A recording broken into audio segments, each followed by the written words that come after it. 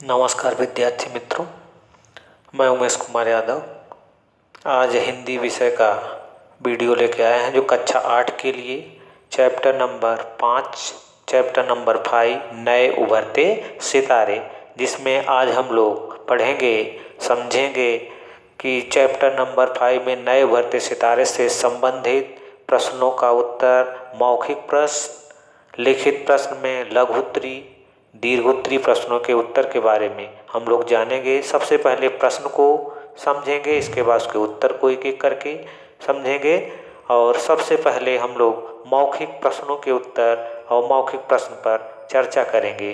तो नए उभरते सितारे नामक पाठ के मौखिक प्रश्नों को सबसे पहले हम लोग देखते हैं। प्रश्न है पहला आपका कि मन्निका बत्रा किस खेल की खिलाड़ी हैं। प्रश्न है मन्निका बत्रा किस खेल की खिलाड़ी हैं। पहला मौखिक प्रश्न है मन्निका बत्रा किस खेल की खिलाड़ी हैं। इसका उत्तर होगा मन्निका बत्रा टेबल टेनिस की खिलाड़ी हैं। कौन सी खेल की? टेबल टेनिस खेल की खिलाड़ी हैं। मन्निका बत्रा टेबल टेनिस खेल की खिलाड़ी हैं। क्वेश्चन नंबर 2 है रियो ओलंपिक 2016 में पीवी सिंधु का फाइनल मुकाबला किसके साथ हुआ था। क्वेश्चन नंबर 2 है मौखिक का, रियो ओलंपिक 2016 में पीवी सिंधु का फाइनल मुकाबला किसके साथ हुआ था। तो क्वेश्चन नंबर 2 मौखिक का क्वेश्चन नंबर 2 है, 2 का उत्तर है रियो ओलंपिक्स। रियो ओलंपिक्स 2016 में पीवी सिंधु का मुकाबला विश्व की नंबर 1 खिलाड़ी कैरोलिना मिरेन से हुआ था। विश्व की नंबर 1 खिलाड़ी कैरोलिना मिरेन से हुआ था। क्वेश्चन नंबर मौखिक का 3 है कि हिमा दास किस खेल के लिए प्रसिद्ध हैं। प्रश्न है हिमा दास किस खेल के लिए प्रसिद्ध हैं। तो इसका उत्तर है हिमा दास धाविका के रूप में प्रसिद्ध हैं। धाविका माने होता है दौड़ने वाली या दौड़ने वाला, धाविका के रूप में प्रसिद्ध हैं।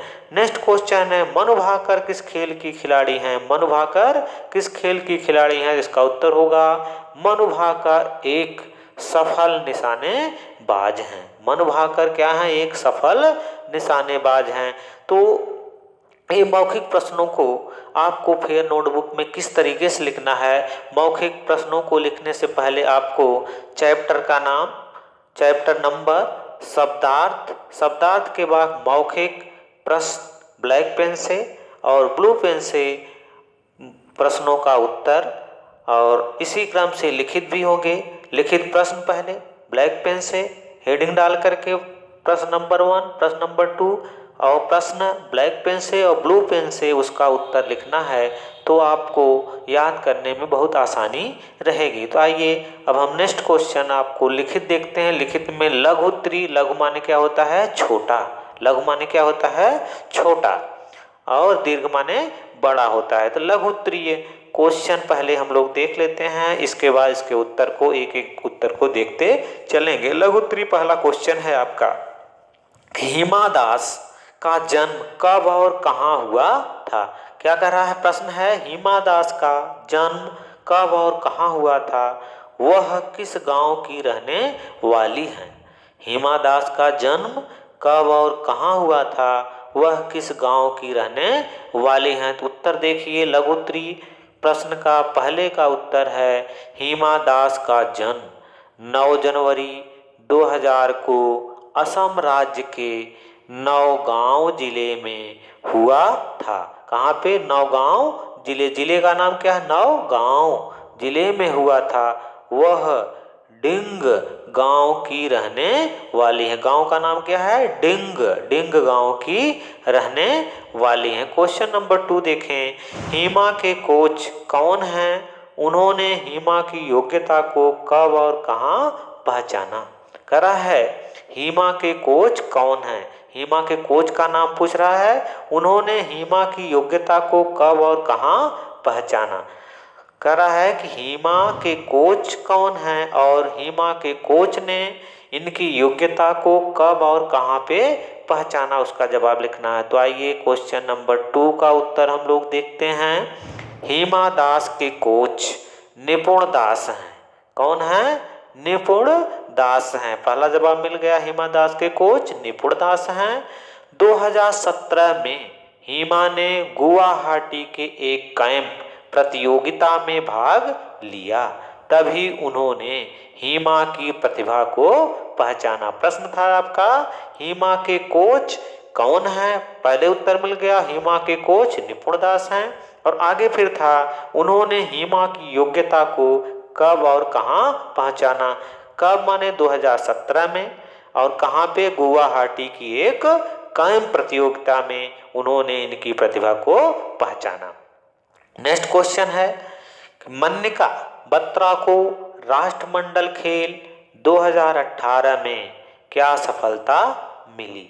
प्रश्न है कि मन्निका बत्रा को राष्ट्रमंडल खेल 2018 में क्या सफलता मिली। इसका उत्तर है, मन्निका बत्रा ने राष्ट्रमंडल खेल 2018 में सफलता प्राप्त कर भारत का मान बढ़ाया। महिलाओं की सिंगल प्रतियोगिता में स्वर्ण पदक जीता। टीम इवेंट में भी उन्हें स्वर्ण पदक मिला। डबल्स मुकाबले में रजत तथा मिक्सड डबल में उन्हें कांस्य पदक मिला। उन्होंने 2018 में अर्जुन पुरस्कार से 2018 में अर्जुन पुरस्कार से सम्मानित किया गया। तो इस प्रश्न का उत्तर एक बार फिर से देख लें। मन्निका बत्रा ने राष्ट्रमंडल खेल 2018 में सफलता प्राप्त कर भारत का मान बढ़ाया। महिलाओं की सिंगल्स प्रतियोगिता में स्वर्ण पदक जीता।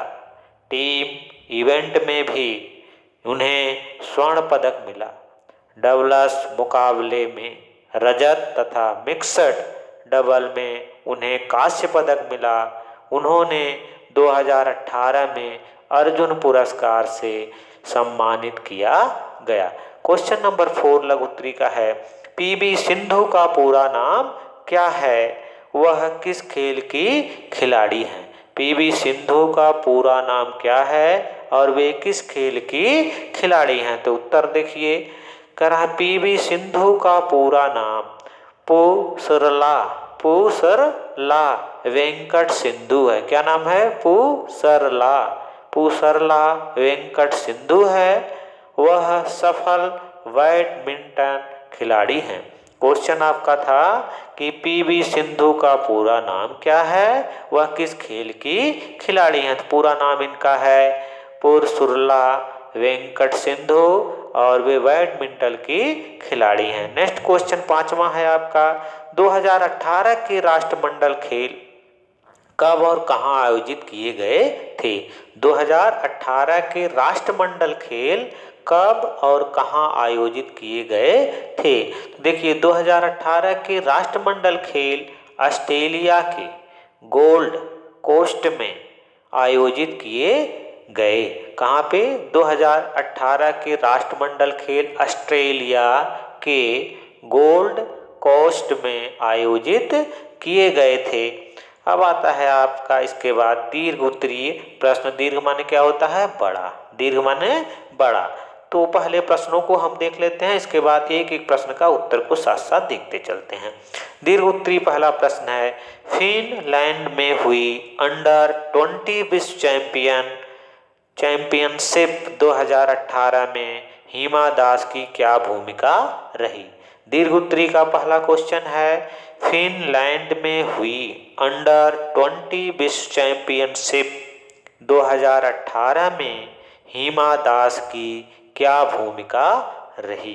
तो इसका उत्तर देखिए, दीर्घ उत्तरीय प्रश्न का फर्स्ट का उत्तर है, फिनलैंड में हुई अंडर 20 विश्व चैंपियनशिप प्रतियोगिता में हिमा का प्रदर्शन महत्वपूर्ण रहा। आखिरी 100 मीटर में सबसे आगे आकर उन्होंने स्वर्ण पदक जीता।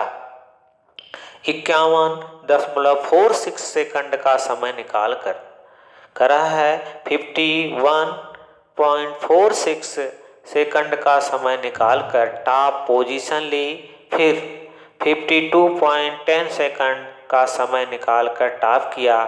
यहाँ हिमा को स्वर्ण पदक मिला। यहाँ पर हिमा दास को कौन सा पदक? स्वर्ण पदक मिला। क्वेश्चन नंबर 2 देखते हैं दीर्घोत्तरी का। क्वेश्चन नंबर 2 है, राष्ट्रमंडल खेल 2018 में मन्निका ने कौन कौन से पदक किस प्रकार जीते? 2018 के राष्ट्रमंडल खेल में मन्निका बत्रा ने कौन कौन से पदक किस प्रकार से जीते? इसका उत्तर देखिए आपकी स्क्रीन पे। राष्ट्रमंडल खेल 2018 में सफलता प्राप्त कर मन्निका बत्रा विश्वविख्यात बन गई। विश्वविख्यात बन गई। इस प्रकार की सफलता पाने वाली वह पहली भारतीय महिला है। महिलाओं की सिंगल प्रतियोगिता में तथा टीम इवेंट में इन्हें स्वर्ण पदक मिले।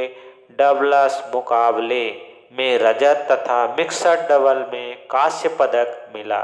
इस प्रकार राष्ट्रमंडल खेल 2018 में इन्हें 2 स्वर्ण, 1 रजत तथा 1 कांस्य यानी कुल मिलाकर 4 पदक मिले।